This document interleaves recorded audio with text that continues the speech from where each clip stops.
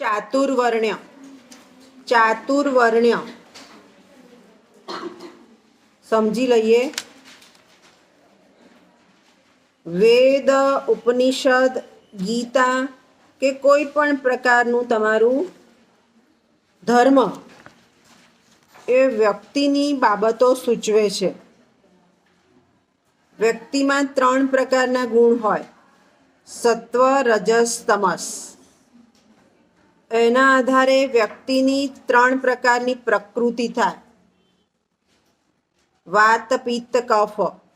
આપણને કોઈ એક હોય જ. એના આધારે તમારી કોઈક 3 નાડી થાય. તમે જાઓ છો ત્યારે ડૉક્ટર તમારો ડાબો હાથ તપાસે છે. 3 પ્રકારની નાડી થાય: અગ્ર, મધ્ય અને અંત્ય.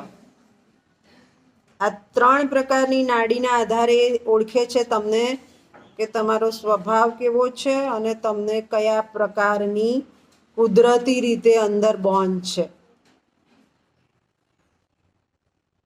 આ એક સાયન્સ ચાતુર્વર્ણ સાથે સંકળાયું છે.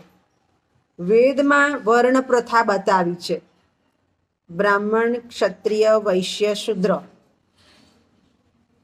અને ત્યાં એ લોકોના કર્મ પણ બતાવ્યા હતા કે બ્રાહ્મણ છે એ વિદ્યા આદાન પ્રદાનનું કામ કરે, ક્ષત્રિય છે એ વેપાર ધંધાનું કામ કરે, વૈશ્ય છે એ સમાજ નિર્વાહનું કામ કરે, શૂદ્ર છે એ સફાઈ વગેરેનું કામ કરે. આની સાથે વર્ણની સાથે પછી કર્મ જોડાય. એટલે હવે એની પરિસ્થિતિમાં એ થયું કે તમે કર્મથી ઓળખાવ છો, કર્મ કયું કરો છો. અને કર્મ પાછું ક્યાં જાય તો તમારા સત્વ, રજસ, તમસ ગુણ ઉપર જાય. ધારો કે હું બહુ તામસી હોઉં તો હું મોટેથી ચીડાઈને જ બોલું, તમને હર્ટ કરીને જ બોલું.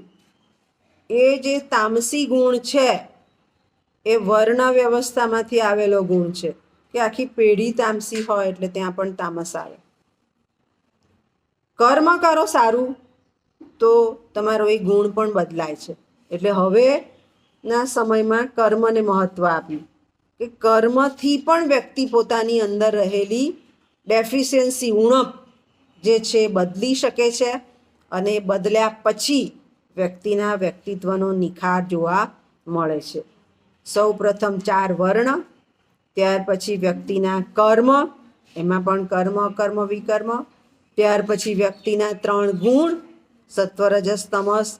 ત્યાર પછી વ્યક્તિનો 3 અંદર રહેલી સ્વાભાવિક વૃત્તિ: વાત, પિત્ત, કફ.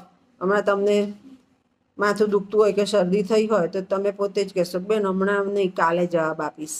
એટલે એ પણ તમારા ગુણ સાથે સંકળાઈને કામ કરે છે. એટલે સ્વભાવ કેવો રાખવો જોઈએ તો સ્વભાવ બીજી વ્યક્તિને મદદરૂપ થાય એવો રાખવો જોઈએ કે જેનાથી આ બધી કડી સચવાઈ રહે. એ બાબત અહીંયા સૂચવી છે.